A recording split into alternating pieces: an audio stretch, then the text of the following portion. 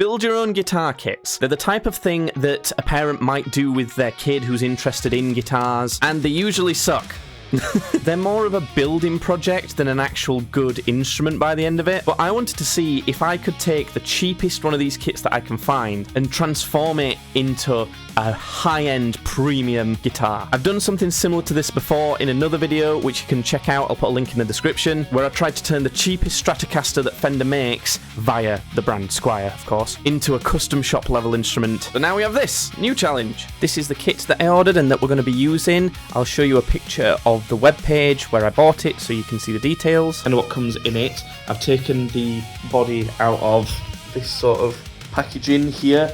It comes with a neck as well, and then in this box is kind of all the hardware and things like that, electronics, that sort of thing, all bundled together, most of which I'm not going to use. I also already have these, which are some Wilkinson tuners. I've got a different colour scratch plate, and we're completely replacing the pickups and completely replacing the electronics. Part of the reason for that is these are like quick connectors, if you can see that, and what that means is you can easily plug the end of this into another plug. This is the plug, the end of the cable that I'm calling a plug, that's coming off of the neck pickup.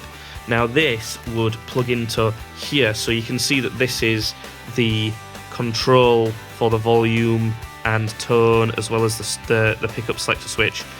In this kit, you can see there's like kind of plug ends. So you can see that one in particular there. That is where this one would plug into to make it so you don't have to do any soldering or anything like that. For a beginner, that's probably really good if you just want to kind of have a really quick, easy first time building a guitar kit. But we're going for a much better quality here, so I'm not going to use that. This body is very rough feeling. I think an arm bevel would make it more comfortable, and then on the back some sort of belly cut could be quite good. And perhaps even a bevel here for like resting on the leg. The only thing is now I've got to work out how I'm going to do it. It essentially looks like you need to draw where you want the carve to be, cut some guidelines with a saw, chisel away most of the material, rasp away kind of some of the rest of it, then finish it off with files and sandpaper to make it smooth. So I went to the hardware store. I got myself this like small, it's not set up yet, that's why the blades are the wrong way around, this really small, thin saw. I already had some chisels, so I've got this like 20mm chisel that I think I'm going to use. This was only about £3, which I thought for that price, I may as well give it a try. Then I got this rasp, which has a curved side and a flat side. This was, I believe, about £9. I got this set of 3 files. This set was £9. One of the reasons I decided to do this and kind of just go to the hardware store is I like the idea that I don't need to shop for tools on a specialist like guitar tool website or something like that.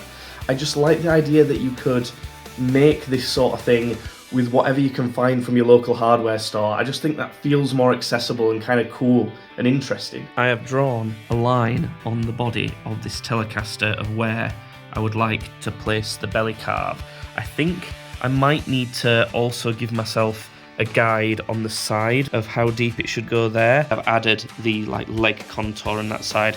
They're not symmetrical.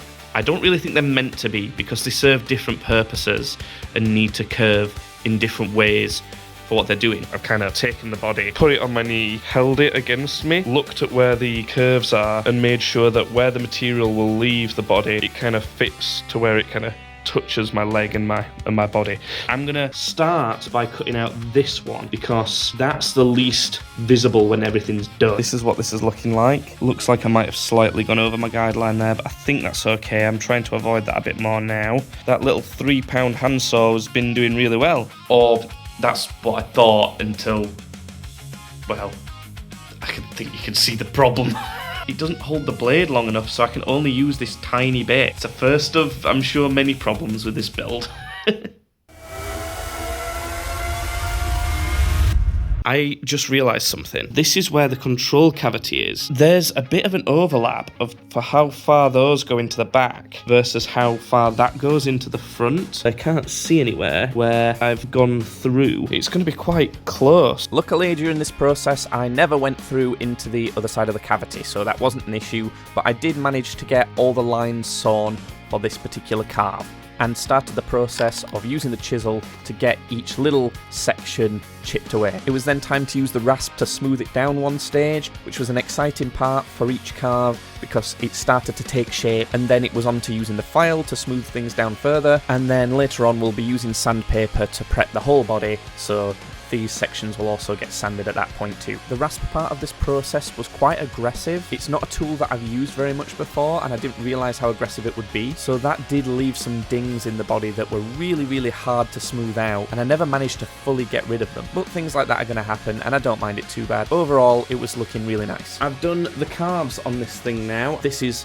for the leg, the belly carve on this part here, and I've also done the armrest, like the arm bevel there. I think it's already given this guitar a sleek, crafted look to it. I'm really happy with the results overall. If the chisel slipped, it would really dig into the wood, and I think that was the method of like prying each sawn slice. I think that just invited too much chisel slipping. What I would do in future is pry a few of the slices away with the chisel to start with, somewhere near the edge, and then I would probably carefully do like a normal hammer and chisel technique. Having said that, I'm really glad I went through this process. I think it's well worth it. Okay, I'm showing this once, but just know that this is like 90% of any kind of guitar build. I've got my sandpaper. This one's a bit of a scruffy bit, to be honest.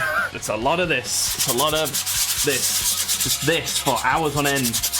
Getting really stuck in, sanding everything down, smooth. There's a lot of that. I think you'd be very bored if I showed all of the sanding that happens, but just know that every time I say, and then I sanded something, that took like 10 hours. This was an annoying cautionary tale part of the process. I ordered some saddles for the bridge on China, on Aliexpress, one of my favourite places to get good cheap components for guitars, and for some reason they only sent me 2 rather than 6, which I ordered. Yeah, not very good. Don't worry, I did end up with the right amount in the end. Decent components from a website like this are so cheap and can be so good, it's almost always worth giving it a try though, to be fair. I decided I wanted to do a heel carve on this guitar as well. It's one of the more modern style features that I do like on higher end guitars. I did a similar sort of method and drew where I would like the heel to carve round to. I knew this would actually leave one of the pre-drilled holes exposed that was meant to be where you would put a screw through to attach the neck to the body. I decided to leave the old hole there because it's a way of being able to tell that this guitar was made in an interesting way, done with one of these really cheap kits. But luckily I could figure out where I needed to drill a new hole for that because I'd ordered myself a custom heel plate with my own personalised logo. So for reasons that are not worth getting into in this video, I ended up changing my last name when I was much younger, and this logo has the name that I used to have. I thought it works much better for a more traditional looking guitar logo, and also I live very near to my grandparents and I thought they would find it very cool to see their name on a guitar that I've handcrafted. Problems of making guitars in winter. It is raining. You can't see it on camera. And I was about to do this grey primer. Can't do that now. Gonna have to wait for a day that it's not raining.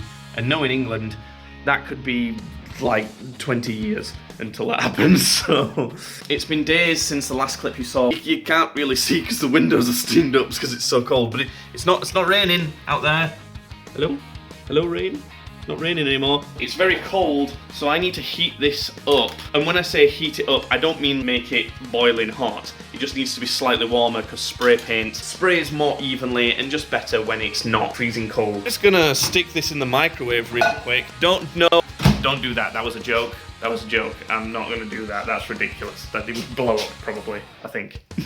A method that has been suggested is to run some warm water and then soak a towel in it and then just wrap the can with that. I'm going to try that, see how that works. It's all wrapped up, nice and warm. Aww. This is my guitar spray painting board. It's It's like really thick paper. The guitar's going to be on there, and I'm going to spray paint it. I think ideally I would hang it from something and kind of spray paint the whole body at once, but I think with the setup I've got, that's not really going to be particularly easy. And I have done this before and it's worked out okay. I need to mask off certain parts of this that I don't want paint to get on, like the neck pocket. Because this is so precise where the neck has to fit into there, I don't want to be adding millimeters worth of paint to this surface and then also the edges as well.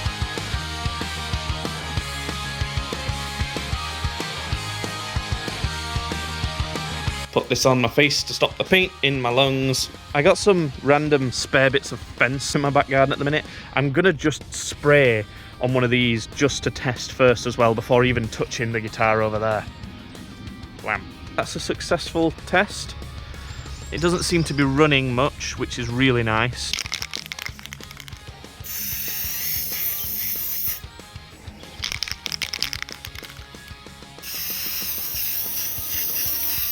Looking at this, I might have to do multiple coats of the primer. It doesn't seem to fully be getting through to the whole wood. I'm going to just put a little bit more on, and then I'm going to bring this inside to dry. It's dripping a little bit, which is not great. I tried to make sure that it gets into all the grain and kind of fills things ready particularly well. And I tried to hit the sides as well while I was doing this, and I think I might have overdone it by doing the sides. You can see there it looks like it's starting to drip. This isn't the worst thing in the world because I can sand it back. I know you should always err on the side of caution with these things. It's better to underdo than overdo, but I think maybe I just got overly excited. I'm slightly concerned by things like this. That's the colour of the board, and you can see how much paint's over there. I'm hoping that it's not kind of pooling underneath. I can't really know until it's dried. It seems it seems I have spray painted a rectangle onto this table. I have sprayed in this way before, but I was using black spray paint, so it didn't really show up on the table. This time it's grey, and yeah. Whoops. Those paint drops got me thinking about kind of almost the philosophy of mistakes. In the context of making guitars, or at least customizing them, whatever you want to call this, I learnt from the last one I did that mistakes are going to be inevitable. I've been watching some videos from driftwood guitars who are amazing at making mostly acoustic guitars, but just guitars in general. And as good as they are, they always make mistakes. And I think if you understand that that's going to happen in a project like this, it's possible to almost bring yourself round to enjoying those mistakes because they become part of an enjoyable process. It's like when you come up against a puzzle in a video game. You have fun trying to solve the puzzle, and that's what these mistakes are. They're like a puzzle in a building project that surprises you and you solve. Obviously, it would probably be about as fun if these mistakes didn't happen and it'd go really smoothly, but you can almost see them as some sort of side quest or something. Let me know what you think. There's some comments down below if you want to tell me about it down there. This is dried, and it's actually dried pretty well. Where I thought there might be drips, actually they seem to have gone. The front is now also painted with primer, and it went very well. It looks like we have some spots that have kind of bubbled with drips a little bit. That's nothing that a little bit of high grit sandpaper shouldn't be able to fix. I've just tried to lift this up off of this kind of paper board, and it's kind of stuck, so I wanted to do this. I mean, look. You can see, look, I'm pulling it and it's lifting it up. I'm hoping it's not made some splodges on the back. Ooh, I didn't like that. Okay, it's only on that bit and it's just kind of taken some paper off.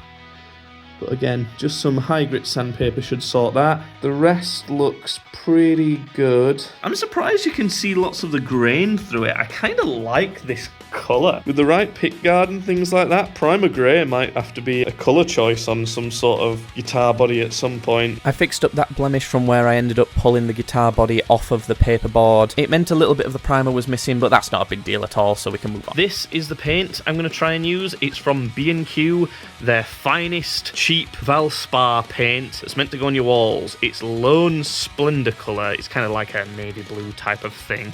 I know this is not meant for this at all. I'm just really interested to see how it works out. This is the foam brush I'm going to use to apply it. I wanted to try this because I feel like it will leave less streaks on the guitar. I'm going to take this pot of paint and pour some of it into this cardboard makeshift tray. But if it like goes everywhere, that might be an issue. Hopefully it won't. I've got the guitar body on a bin bag. I'm only going to paint one side at a time. I don't really know if this is going to work well.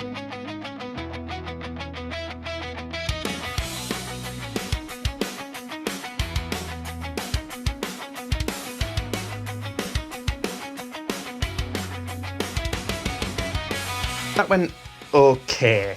It's not as good as I wanted it to be. I mean, you can see how streaky it looks. I'm going to put more coats on that will hopefully help with that sort of thing. Edges like this were really difficult not to get the paint like splodging up. This is also going to dry, isn't it? Maybe I'm going to have to wash this out. So the fact that the wall paint is so viscous is probably great for walls, and it actually might even be good for this purpose if you don't mind the streaks, but this can't smooth out such thick paint, I think. I said this whole thing with the paint especially was an experiment, and we're finding out about things, so I can't be too upset if it doesn't go exactly how I wanted. So far, I'm thinking spray paint is superior. The only thing is, there's not a lot of good spray paints that have a lot of colours, especially for the same price as this. This was less than £5, and I know a spray paint would be about 20, and especially if you're looking at guitar spray paints, there's just not that many options for colours. Go into any hardware store and look at how many options for colours there are for your walls and things like that. That's the level of colour choice I really want for guitar bodies. If it means sacrificing an ultra smooth finish for having some brush strokes but getting a lot more precisely the colour I'm after, I might still prefer that, and I still might use this method. It's another thing that you can let me know in the comments what you think of this whole painting process. I'm becoming more happy with my decision. I know under this harsh light you can still see the streaks. This lighter spot is where it's still wet. Some of the spots where it's drying, the streaks aren't as noticeable. I've tried to make all the streaks run in a similar direction, and I've tried to make them run with the grain. I've painted the front as well with more coats. It will look a lot better. That's the bit that crept round from the back, and you can see the difference between the wet on that top half of that and the dry on the bottom. The dry is more what I wanted. I wanted it a bit more dark. And another annoyance that happened, you can see just here a little line. That's where a hair had accidentally got into the finish. I needed to get that hair out. It would have bothered me for eternity. Unfortunately, it's meant like a little chip to the paint. I think this will probably level out when I do the next coat. I might have to just hit it with a little bit of high grit sandpaper or something before. I have painted the sides. I've obviously tried to make the top brush stroke direction go kind of up to down to follow the grain. Around the sides I kind of did it in the direction, kind of round, like the way the sides go. Does that make sense? Not sure. I also painted over where that little ding was. You can still kind of see it with the harsh light. I'm looking forward to seeing what this looks like in the daylight. These edges are so hard. You can see kind of where it's bubbled up a bit there. That's because I'd not really drawn out the paint thinly like I have here. It's made this wiggly line. Once you've kind of decided that's it for your coat, you really just can't go back in and mess with it because it dries so quick and it becomes so thick. I was talking about mistakes not being too much of a bad thing just in this video. When they start to compound, it does get kind of annoying. I still think I'm on that positive mindset about it, at least for now though. So, after 2 coats, this is the colour that I've ended with. This method has been far from perfect. There's the back a bit closer up, and I think you can kind of see some brush strokes as well as the wood grain. You can see how they also blend together. It's made it very rough. I suppose if you went and touched your walls in a house that uses this kind of, I think it's emulsion paint, it would also have a similar sort of texture. Almost feels really fragile, the paint as well. In terms of how much skill it takes to do this and how hard it is to do, I would say, honestly, it's about as hard as spray paint anyway. You need to know what you're doing with both to get a nice finish, but I do think you can get a more even finish with spray paint. Another problem with building a guitar in winter is that, well, it's dark outside, and I don't have like a spray paint room with lights to show me what I'm doing. It's really, really important to be able to see what you're doing when you're doing something like a clear coat, because obviously there's no colour to it, and you have to see that you've covered everything evenly. That, on top of the issues with drying by not having a space inside to be able to do these things, is making this difficult. That's right, winter guitar building strikes again. It is very wet out, but as you can tell, it's not raining, so I think maybe I can get the clear coat finish on this guitar body. And as always, I've got some janky setup. This ended up hanging a lot lower than than I expected, but I think it's fine. This is the clear coat I'm using. It's left over from the last project I did, and there doesn't feel like there's that much left in it, so I'm hoping that this is going to be enough. Always start with the back.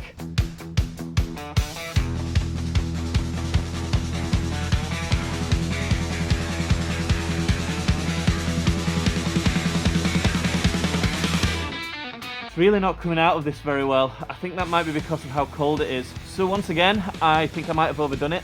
I'm seeing some drips. Oh dear, I'm not happy with that at all. It being so cold has made a huge difference to how hard that was. I get kind of impatient, you get excited and you want things to be done quickly, but maybe I shouldn't do that. It's a little hard to see, but I think you can see there's a drip. I think most of the rest of the back looks okay. This is a very big point of concern. It's kind of pooling on there. I don't want to like dab it off or anything like that. I think that'll just ruin things. Hopefully it'll settle. This is the major drip. I mean, look at that. Yeah, some drippage there. I suspect there's probably more going on underneath. Just seen another one as well. Look at that. A bit there as well. Disappointing. This one's the biggest bummer so far. As I was spraying it, it just didn't look like anything was going on to the guitar. So it made me want to spray lots on it to be able to tell that a clear coat's actually going on it. It is hung up to dry inside on the curtain pole. This has been sitting here for half a day. The drips have dried into it. The way they've dried in there doesn't look as noticeable. It's something that I definitely am not going to leave. I need to figure out how to get rid of those. I put so much on to try and make sure that it was covered because it didn't look like it was covering, and yet it still looks like somehow I've missed some spots. That it looks like I've missed a bit there, but I specifically remember getting that bit. It's really weird having a problem that occurs from overdoing the lacquer and problems that occur from underdoing the lacquer at the same time.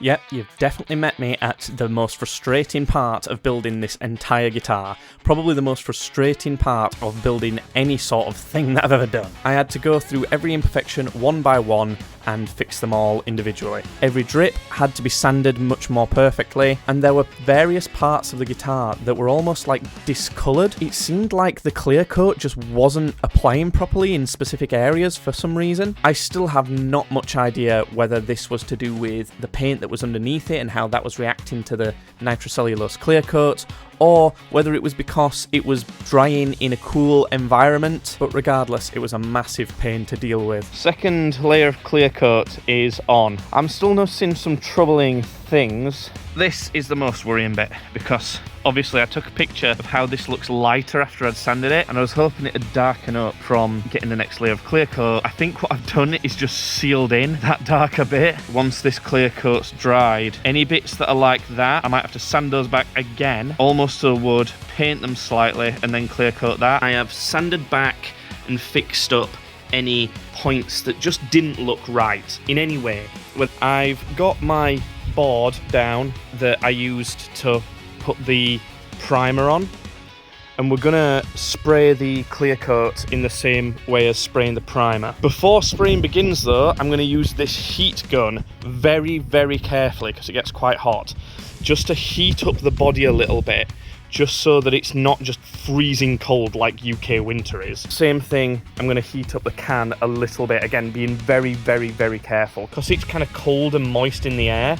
if I heat it up a little bit, I'm hoping the spray sticks to it a little bit better. I'm not going to film this. I know that seems like a bit of a cop-out. I just really want to focus on it, and I don't want the pressure of the camera or anything like that. You know all that positivity that I was having earlier on? It's really wearing thin now. This is all that happened. You're kidding me. What? When I just sprayed it just now, nothing came out. Stuff's coming out now, I best try and use it. Lovely, lovely splatter. That's all that's come out. Which, obviously, again, will have to be sanded back. Painted again. Ooh, don't I love wasting my life doing that?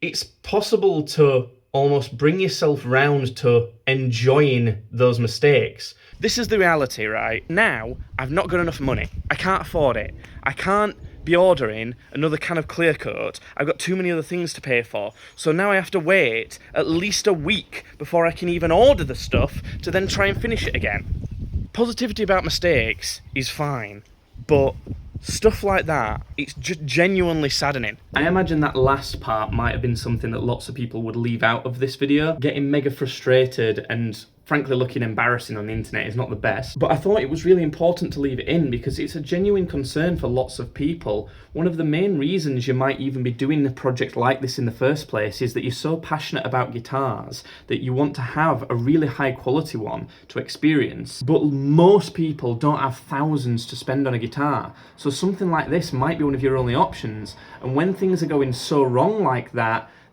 you can't afford a can of spray, and that delays you by multiple weeks possibly, it could really get to you, especially because if you haven't got that much money, there's probably a lot of other struggles going on at the same time which make it feel even worse. It's kind of the reality that a lot of people have. But anyway, back to just guitar making and what happened in terms of the build, and less about emotional and economical things, just guitar crafting.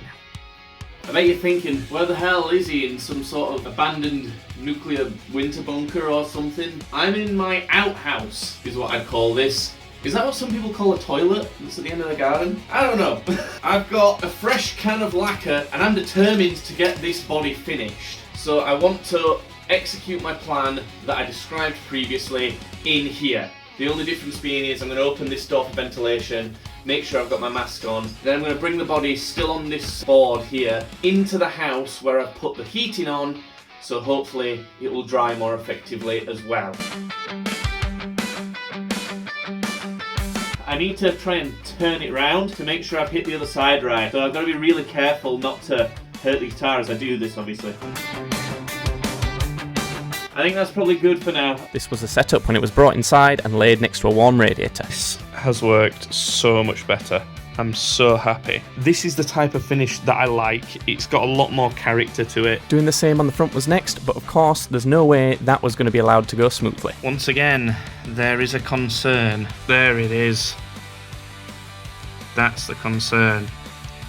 Obviously, it's spitting it down with rain, and I did this inside, but there's like a tiny alleyway between where I did it and my house, so it got small amounts of rain spots all on the brand new clear coat. I have no idea what this is going to do, and to be honest, at this point I'm just sick of it. I know that I should be patient and I should wait for a dry day where stuff like that's not going to happen, or maybe wait for someone to help me put something over the guitar just in that alley as I move it. But I'm sure a lot of people don't have the luxury of all these things. I certainly don't. I suppose the main thing I can't excuse is being impatient. There was also still somehow issues with drips and the lacquer not setting properly in certain areas of the guitar, which I still had to deal with. If I could give you one bit of advice about building guitars in the way that I'm doing, and if there's one thing I've learnt, it's never build a guitar in winter. I've maybe left out a quarter of the mistakes and problems that there were with getting the finish on this guitar, and I've been doing that to spare you because it would just be going on forever and it'd be getting boring. So I'm just going to skip to the last bit of doing that where it actually worked. I basically had the same setup as in the last attempt, except when I was drying the guitar I put it next to a different radiator and there was a fan next to it as well, so that there was plenty of heat and plenty of air circulation. Oh, and of course I was patient and waited for a day when it wasn't raining. Thank goodness the body is now complete. It means I can move on to looking at the neck. Because I'm not selling this, I can go with a Fender style headstock shape. I thought about doing something new or slightly tweaking the typical Telecaster shape, and I have seen some companies do that pretty nicely, but I just don't find any other shape quite as aesthetically pleasing as the standard Telecaster shape. So what I did was I found this, which looks like a Telecaster template. What I'm going to do is essentially cut out both these shapes, and I can overlay them over the headstock that I've currently got, cut it out, put it on top of there, then trace round, and what I should be left with is a pencil marking on here of the shape of the headstock. I have a jigsaw that I can use to cut that out. Not sure why, but I didn't end up filming this bit, so pretend this clip from this guy on YouTube is me. I did something very similar. It was your expected process of cutting the shape out that I'd traced, and then using various grits of sandpaper and files, things like that, to get it nice and smooth, exactly how we wanted it. I've been trying to work out a method for adding the logo to the headstock. There were multiple options for this, including water slide decals, which I did on my last project. There's custom tools that you can get, which are meant to burn your logo into wood. I really liked the idea of doing a wooden inlay, but I did give that a go and it was far too difficult. I'm sure there are other options too, but the one I ended up landing on was a rubber stamp. This one is the one that I got. It shows my logo kind of on the outside, comes with a little handle. It really wasn't that expensive, so I thought it was worth at least trying and seeing what I get out of it. The stamp comes with this, and this is a black ink pad. I feel like a dark oaky walnutty kind of brown on the maple headstock would look a lot better than black. We're gonna test it out using this ink pad. Can you see one of the problems here? The pad is obviously smaller than the stamp, so I'm gonna have to kind of press it on twice. Oh, okay. Tried pressing down harder. I feel like a lot more ink needs to go on. Getting there. Okay, that's pretty much covered the logo. I'll just do my best.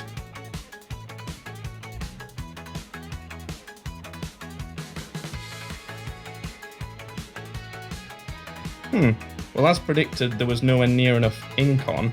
It actually looked like there wasn't much ink in the middle when I put it on the pad, but then obviously the middle bits come out okay on here. Okay, that should be thoroughly covered again. Okay, you can see like here, there's like chips in the wood and there's a big one across the middle. So I think if it was a lot more flat, maybe we'd get better results. So I'm going to bring this in to find out. Okay, I don't think quite enough ink gets on it from the pad. You can see it's not fully filled in every letter, but the detail's actually really good on it. I don't really know why there's no audio on this clip, but I got bigger, better stamp pads and they came in multiple colours, so there was at least one of the ones that I was much more interested in. So after a few more tests, it was time to use the new, better stamp pads with the colour I chose on the headstock itself. That looks like a good amount on there. It's down best I can. On there, rocked it slightly, and I'm going to pull it up. That is so not what I wanted to see. I've been trying to sand off where the logo went wrong. It's taken a while, so I'm taking a little break from that to try and remove the terrible plastic nut. What I'm going to try and do is use this, which is a rotary tool. I'm essentially going to use this little saw blade that can go on the end of that, and I'm going to try and saw down the middle of this, because if there's a slit down the middle of it, I can kind of bash both the sides in and it'll cave in on itself.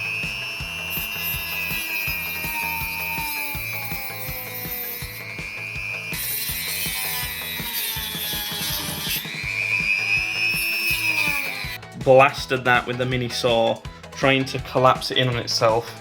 But the problem is, whatever glue they've used for the nut on this kit, it's really glued the edges in there. It's making it so difficult to get out. But later that day, by some miracle, I managed to yank it out with some needle nose pliers. It wasn't the first time that I'd tried this on this note, but for some reason it worked this time. I don't know. So then it was back to trying to obliterate that wrongly placed logo that really annoyed me before. I pulled out the big guns and got out my electrical orbital sander to take to this headstock, and that did the trick perfectly. I am excited. I am happy because, woo! It worked. I'm happy with the positioning. I think I'm gonna just get a little paintbrush and dab it in this ink and fill in any imperfections. We're on a roll now, and the next job is fixing the fret ends, because from the factory that this guitar kit was made in, the ends of each fret were terrible. They were so sharp and felt awful to run your hand along. So when you're playing and moving your hand up and down the neck, that's gonna feel terrible. Needle files and a bunch of Chinese. Don't call that number. I mean, it's not my number, so I guess I don't care. But I didn't know I had these, but I guess I'm going to use them. I feel like these were planted by some Chinese spy or something like that. Once the masking tape's on each side, kind of protecting the wood, I can then use this file to just try and round it over, make it less sharp, make it more playable, make it better. This was a very time-consuming job, but it made a huge difference to how well the guitar plays. Now it was time to mask off the frets, the place where the neck meets the body, and to put masking tape in the holes for the tuners, as well as the hole to access the truss rod, because these are the areas where we would have problems if any lacquer went on them. Now it's time to add the lacquer to the neck, starting with one that says it's got a honey tint to it. It gives it more of a yellow colour. I did 2 coats of the honey tinted lacquer. Sometimes there's areas where it doesn't go on quite as clearly, so you don't quite get a smooth colour, so I just had to go back and put a little bit more in those areas. And then it was just a case of doing a couple coats of the clear coat after. And thankfully, this process went a lot easier than last time I was trying to spray lacquer on the body. There were a few small issues in terms of drips and things like that, it not fully going on exactly how it should, but whenever that happened, it was just a case of taking some 600 grit sandpaper to it, smoothing it out, making sure the colour was as consistent as possible, and then in the next coats, it was all fine. I think it makes a really nice look, and I'm very happy with the results. When trying to dry this thing outside, it's actually not that bad right now. It was swinging about a lot more. It's the wind. It's annoying because I want to have it out in the sun. It's already picking up and starting to sway way too much. I'm going to have to figure out how to stop that. Because this was such a cheap kit, and especially because we were trying to put better components into it, most of the things didn't fit together, starting with the input jack not fitting in the jack plate. I had to take the trusty rotary tool that I showed earlier in this video and grind away the hole on the jack plate for the input jack to come through so that it was actually big enough so that it could do that. So I'm just adding the better electronics to this kind of control plate, and I was thinking, which way around does this switch go in? So there's kind of 2 sides. There's one side that's got a spring, and then the other side where these things kind of poke out a bit more. And I was kind of wondering, does the spring go in facing towards us right now, like this? Or does it go this way around? And I kept looking up videos on how to do the wiring, and none of them were mentioning it, which I thought was kind of annoying. I think with how I've looked at it, it doesn't matter basically which way that goes. I just thought I'd mention that because there doesn't seem to be much information about that on the internet. I know that's probably due to it not mattering, but someone who was going through it could at least say it doesn't matter which orientation you put the switch in. Issue: these pots are bigger than the ones that came with the kit. This hole that's meant to fit them is not wide enough, as you can see. I maybe should have thought about that earlier when I was doing work on the body. I'm gonna have to make the edges of this a bit bigger. I'll probably be able to do that with my Dremel. Tell you what, a good rotary tool goes such a long way. It just rotates whatever you put in the end of there. I suppose it's kind of like a mini drill in a different form factor. They often come with all these different kind of attachments. I've used this so much. Unfortunately, it's so unreliable. That's supposed to turn on.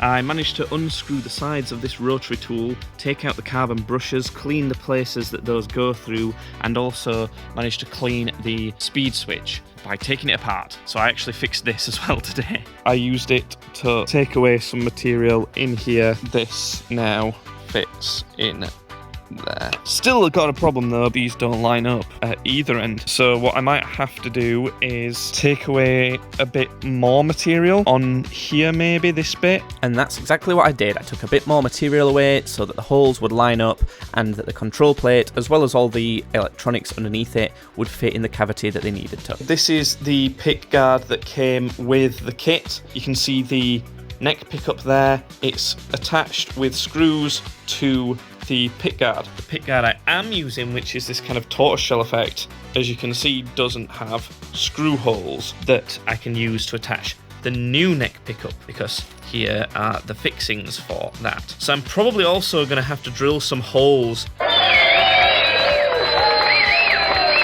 So this is something interesting I've discovered. You can see that these aren't really aligned amazingly. That is part of the problem with the kit more than anything. Where these screws are, there were holes pre-drilled from the factory. Those holes are obviously not massively precise. They work well enough, and it could be worse, I guess. I'm not too mad at it. Now the nut isn't fitting where it should do. That's probably because I didn't cover the nut slot up when lacquering. It means I'm gonna have to file this slot bigger so that this fits in fairly easily. The Chinese spy files got used once again to get the nut to fit, and I also used them to try and round off the edges a little bit, because as you can see they were sticking out once the nut got in there. Earlier in the video I made the decision to do a heel carve on this guitar.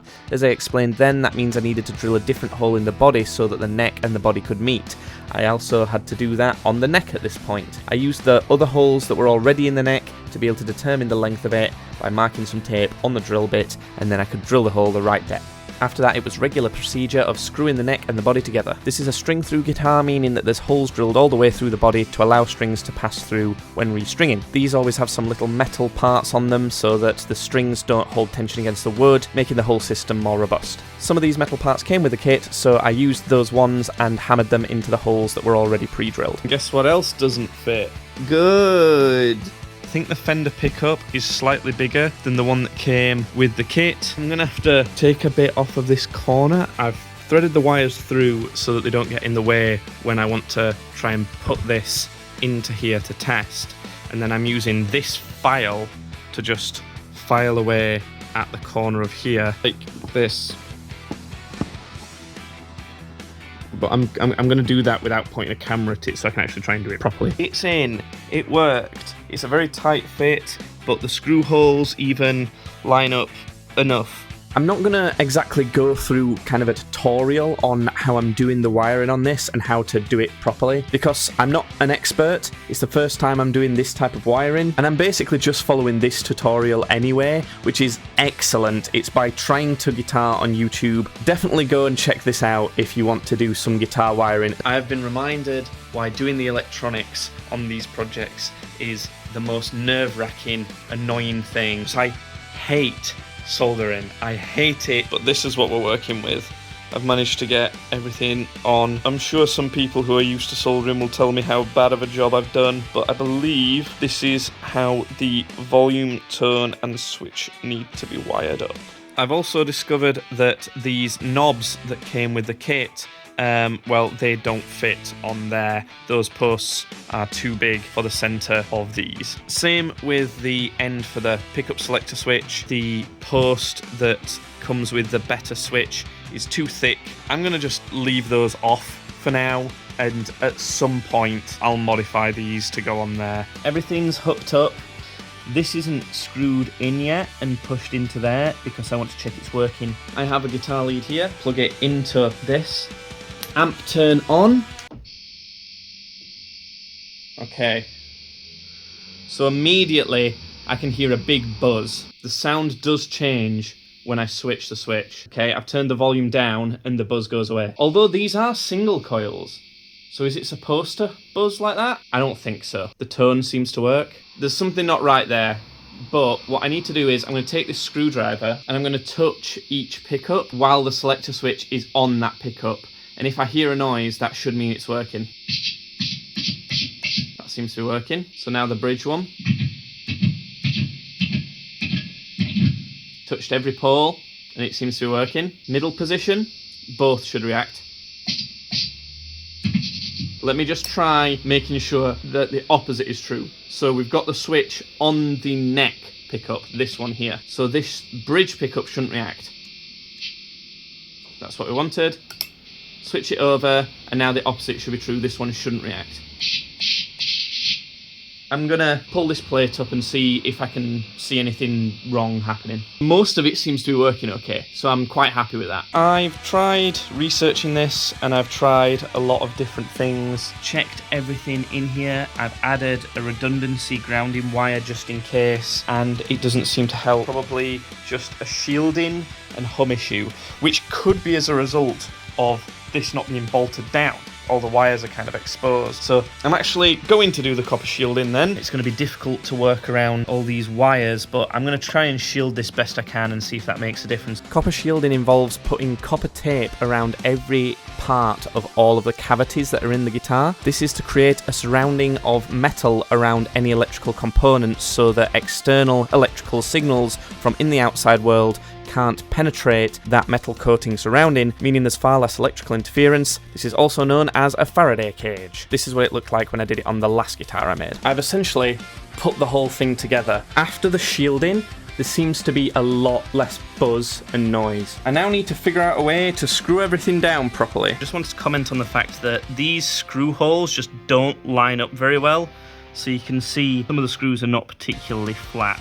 I think that's something I'm going to have to accept, being as I did do this based on a mega cheap guitar kit. If I built from scratch and did everything properly, maybe it would be. The strings are way too high. The break angle on the nut is not good enough. They need to be pressed a lot more down. That's something that you solve with string trees. If you've never seen them before, they're kind of little metal things that push down on the strings and make it so that the angle where this falls back over the nut is more steep. As you can see, there's no holes in this headstock for screwing those in. But the kit did come with string trees. So are they expecting me to just screw the screws directly into the wood with no pilot holes? This is not soft wood, that's difficult. These are the screws for the string tree. Here's my finger, look how tiny they are. The smallest drill bit that I've got is this one. It's pretty dang small, and as you can see, it's not really small enough. I just screwed them directly into the wood anyway and it was completely fine. But the guitar is strung up and tuned up for the first time, and I'm going to play it for the first time. Let's see. Oh, there it is. And the switch definitely switches between. So if I strum a big chord and see if the volume works. Yep, the volume works. See if the tone works. Yeah.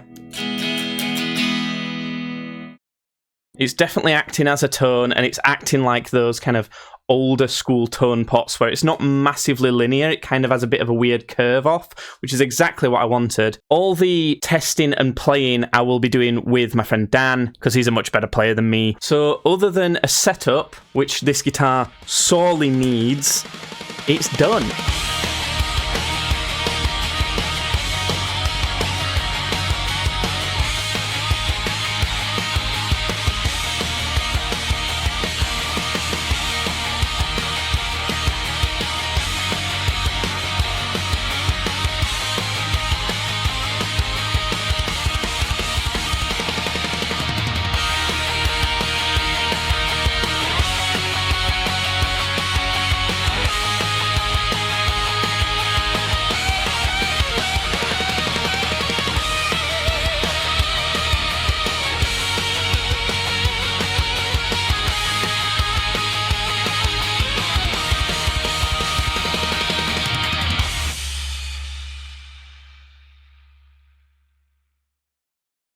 So here's a rundown of the costs for this guitar. As you can see, the total cost came in very cheap, especially considering the quality we got by the end of this. There was a point during this build where it was being extremely painful to do, which made me think that the better method out of the two I've tried so far, between buying a cheap guitar and fully upgrading it to the max, and buying a cheap guitar kit and fully upgrading that to the max, I thought the cheap guitar rather than the cheap kit might have been the better option. But now I'm reflecting on the price of that and thinking about how I could handle those issues going forward from each method. This is the way to go. And it's so good to see that for less than £400 I can get an amazing instrument that might be my favourite one yet. Something really, really special and top quality.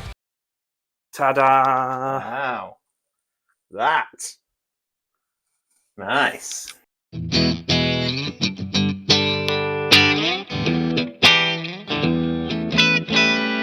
When I first plugged it in and I pressed that, it didn't crunch at all. I had to adjust the pickup height a lot.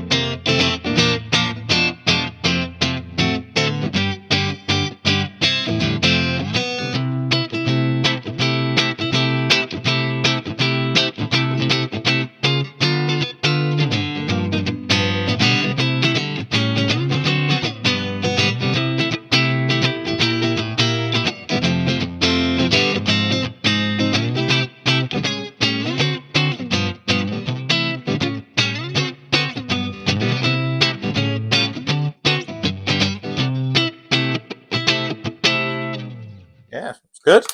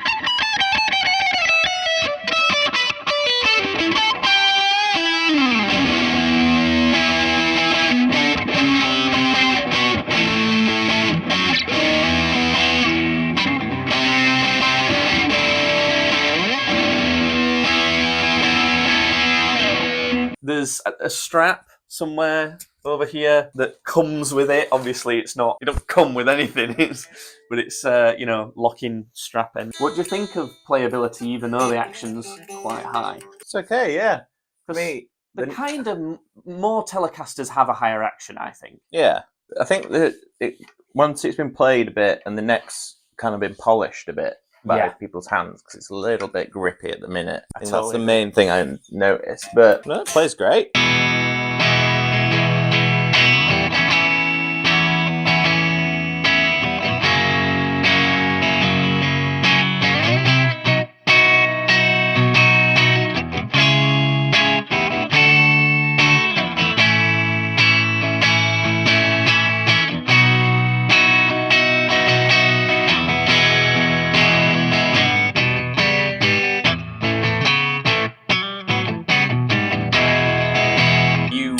play tellies most of the time, or at least live you do now. What do you think it sounds like different to yours? 'Cause yours is twisted telly, isn't Mine's it? twisted telly. Which is twisted telly pickups for Yeah. video. It's difficult to tell whether it's the amp settings or the pickups, but that neck definitely feels a lot more scooped in the mids. Feels like there's a lot of kind of bottom and high end there.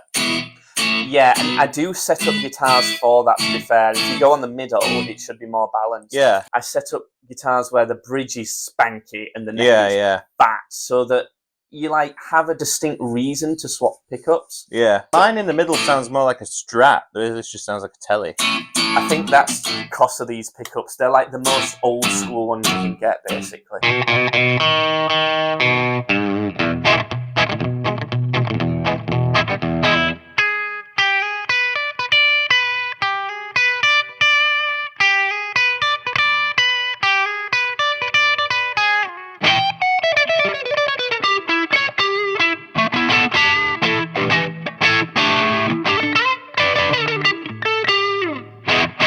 It gets a little bit rough up there, doesn't it? I need to find the right Allen key, goddammit. It was so annoying. It's like that close. Compared, this is a second guitar that I've made that you've played. Can you kind of, and you've played the other one a fair bit, haven't you? Can you kind of tell an identity between them, or do they feel more unique, or what? No, I think you can, because the neck feels the same. Because of the finish, the way you finished it. Does the older one feel better because it's been played more? Yeah.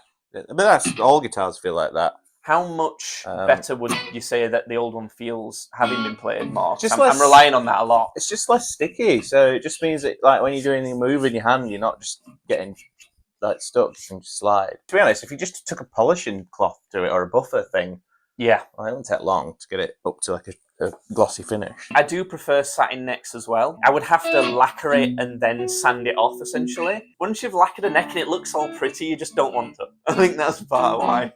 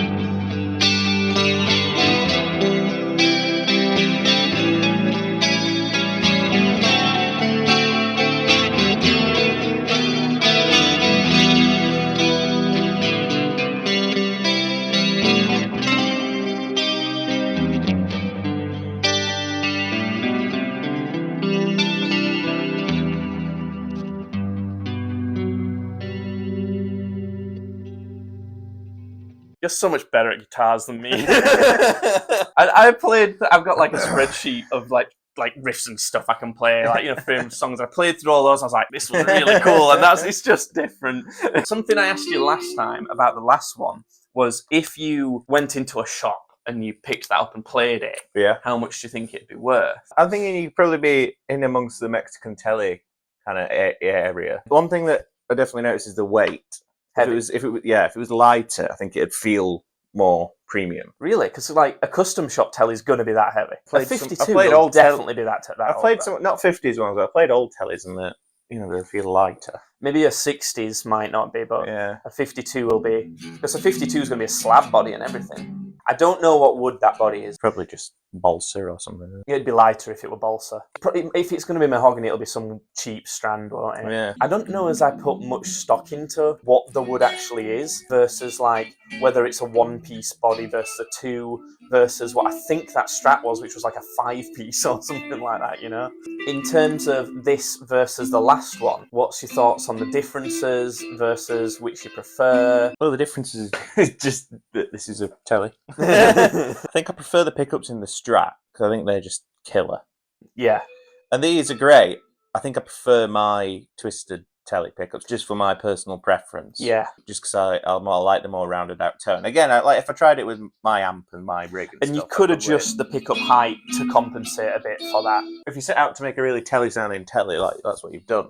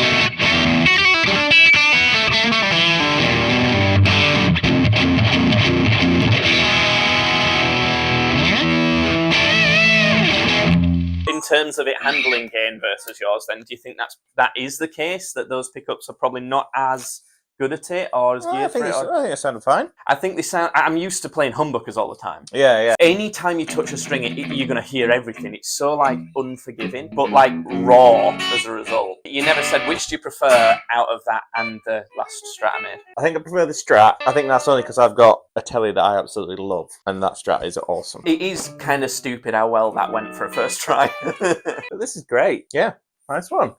Out of 10? It's going to be an 8.